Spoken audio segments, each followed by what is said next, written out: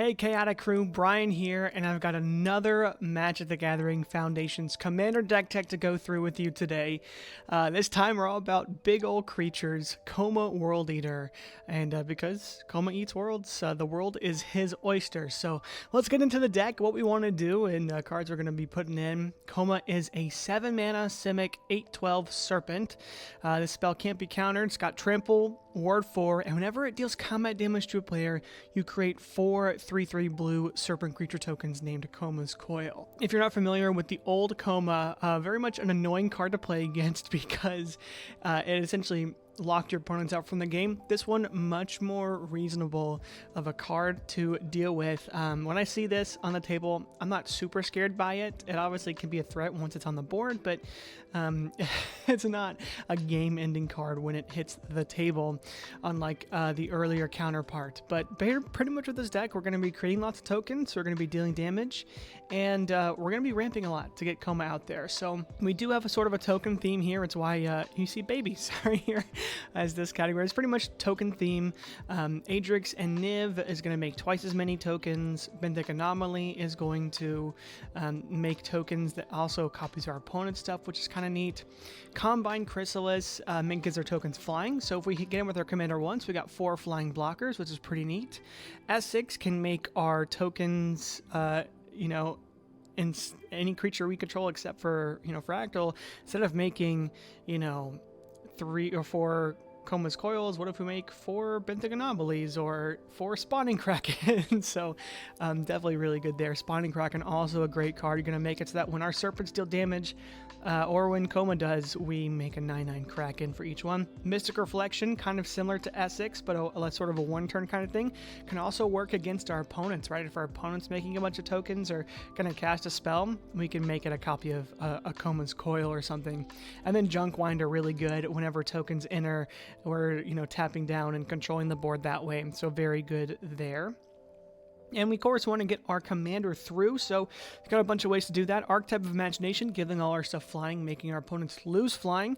Hunter's Talent is gonna give something trample on the second level. Leyline Axe will give it double strike and trample, which is very strong.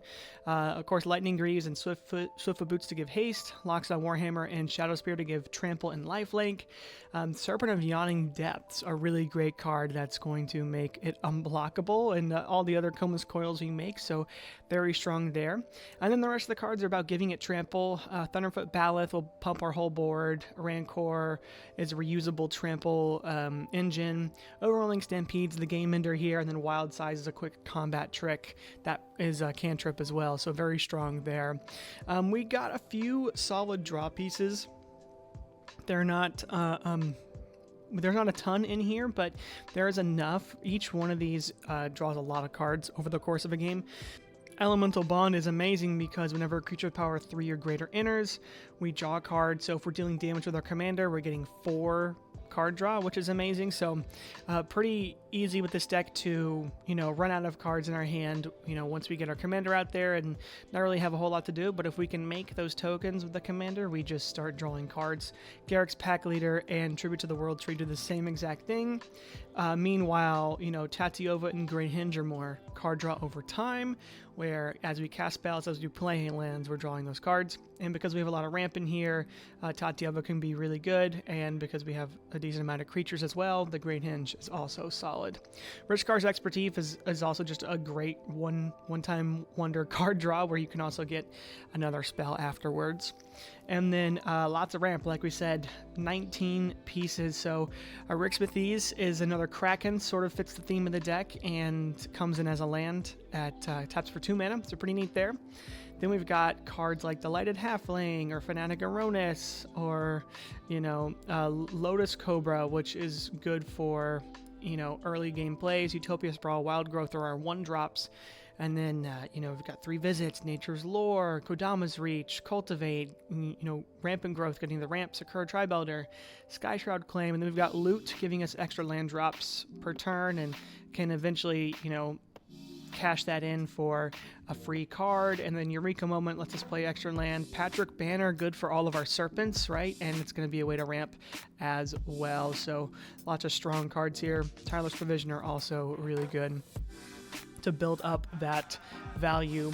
And then removal, sort of interesting. I included cards like Tamiyo Safekeeping and Heroic Intervention as removal because they're essentially counter spells to what our opponent's playing for us. So, you know, counter spells are in here. We've got Offer You Can't Refuse, Arcane Denial, Stubborn Denial, Negate, Sink into Stupor can essentially be a counter spell. And then, of course, we've got, you know, the Heroic Intervention, Tamiyo Safekeeping. The Glamour is really good for getting rid of artifacts and enchantments. It exile, or it doesn't exile them. It helps deal with ones that are indestructible. Nature's Claim is good. Reality Shift is good removal. Beast Within is good removal. Broken Bond can deal with artifacts and enchantments. So we definitely got some solid things there. And then, of course, Slin Voda and Whelming Wave bounces all of the, you know, non-sea creature cards to the hand. So very strong for this deck. And then we've got 37 lands here. You know, 38 including the Sink into Stupor, but you know, nothing really crazy. Fabled Passage, Temple the False God, you don't see in a ton of decks, but because this is such a big mana deck and we have a ton of ramp, pretty good here. And yeah, just some graveyard hate, land hate, ways to help our commander get through, keeping cards in our hand. So very, very strong deck. Let's go ahead and give ourselves a play test. And we're starting off with a 2-lander, so not bad. Let's go ahead and keep it because we have so many ramp options. Let's go ahead and play Hinterland Harbor tapped. And then turn 2 is going to be fun because we're going to play the Reliquary Tower we just drew. And then we'll play 3 visits, which will get us a forest. And it comes in untapped. So we get the forest and then we tap it for Delighted Halfling. So now turn 3, we already have 5 mana available, and we do have Kodama's Reach, right? We could play that as well. 1, 2, 3. That way we keep the Ghost Quarter up if we need it. We'll grab another forest and an island to our hand. Close and shuffle. Next turn, so turn 4, right? We have access to a ton. This mouse is not working. We've got access to 1, 2, 3, 4, 5, 6, 7 mana, so we can go ahead and cast our commander. It's already uncounterable even without the Delighted Halfling, but very strong there. And if we wanted to wait a turn, we could, but I say we could probably go for it. Right, turn 4, getting our commander out. Next turn, if it stays alive, right, hard to target with the Ward 4. We can Great Hinge into Serpent of Yawning Depths to draw another card. So let's just do that. Let's Magical Christmas land it. Next turn, we draw Negate. We will tap 2 for the Great Hinge. Then we can tap 6. Let's do 1, because this can only tap for a legendary spell, so we don't have the 3 blue that we want, unfortunately. We could also give Shadow Spear if we didn't want to do Serpent, right? If we wanted to keep it simple and keep some answers open, we could just tap the Reliquary Tower for Shadow Spear and tap a couple, or tap the 2 from Great Hinge to equip, and then that can give us, and that way we have answers holding up, which is pretty nice. I think that's probably the play, and then later the turn after we can play the Serpent. So very strong start here. Not a ton of card draw, but the Great Hinge will give us a card after Serpent, and then we have lots of protection and counters for dealing with stuff that our opponents might throw at us. So very strong turn 5, turn 6 here. Let's try another game. And we got lots of lands here, and Tatiova's not bad, so we will keep it. Let's go ahead and draw the land, which is solid. Play a forest. Next turn, we have a command tower. Perfect. We'll play it. Why not? And let's go ahead and 3 visits. And we will grab the tap land since we don't need to play it this turn. Turn 3, we have Hinterland Harbor, and let's put this 3 visits into the grave. I put the wild size in there accidentally. We got 4 mana.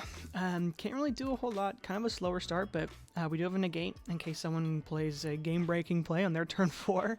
Right, our turn 5, we do get the Tatiova down. We also have Hunter's Talent, so Obviously want to play Tatiova first. She may draw removal. That's not a big deal. Not the worst thing in the world. Rather than remove this, then our commander later on. So we'll go ahead and play this forest, draw a card, and gain a life. Let's go ahead and tap 2 for the Hunter's Talent. We don't really have a ton of things to do right now, so we'll go ahead and level it up once. And then we could level it up next turn, but we don't have a creature with power 4 greater to draw a card. But this is definitely going to be really strong over the course of the game. We can also, play this on Tatiova and then attack with it, make it a 6/3 to deal some damage. I'm probably just going to hold open answers, and next turn we can cast our commander and go from there.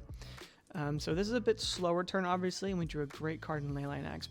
As we play lands, we get to draw a card, so Tatiova is just so good in here to keep the lands coming. Rampant Growth is also great. We'll play it, get a land, draw a card, and that'll make it so that next turn we can be able to play our commander and have a negate. So if you want counter backup, you can wait on that. I think it's, unless someone board wipes, not a big deal. And even if someone does board wipe, we're going to be able to cast our commander, next turn anyways, or, the turn after that. But we can go ahead and play Koma and not worry too much about it. The only issue is right now we are in turn 6. If someone else is, super threatening on the board, no one's going to stop us from playing our commander, but then we can't really impact the board. But our only impact is a negate anyways. So a bit of a slower deck most of the time. Let's try a third game here, and this time we've only got 2 lands. Not ideal, so I'm going to restart. Much better. We've got 2 ramp pieces and 2 lands, so much better. We'll play this out. Let's go ahead and play the forest. Turn 2. Flooded Grove, and I'll Rampant Growth for an island. And then next turn, it's perfect. We do draw a land, which is nice, but Cultivate will get us a island to our hand. And a forest to the field. And then, of course, we can play the island as our land for turn. So we're at 5 lands on turn 3, and then turn 4, we can actually hold up mana. And Plasm Capture is a great card I didn't mention earlier, but it counters a spell, and you get that mana in any combination of colors at the beginning of your next pre-combat main phase. So say we counter a spell for 4 mana on this turn 4, we're going to get 4 mana on our next turn, so that means we'll have 10 mana at least. Use 7 of it for our commander, and you can, get Lightning Greaves on it quickly, go from there. In fact, we can go ahead and play Lightning Greaves this turn, and that way we have some answers as well for, if anyone tries to do anything after that. So very strong start here. Once we do that, right, we do sort of run out of options. We need to get into some of our card draw. If we don't, not the biggest thing in the world. All they can do really is to, chump block Koma or kill Koma. Not super threatening. Again, I think there's going to be stronger threats on the board to where they're not too worried about us, unless we, start hitting people pretty hard. But other than that, it's a really fun deck. I hope you guys enjoy it. Let me know in the comments below what you'd put in, what you'd take out, and I'll see you next time. Take care. Bye.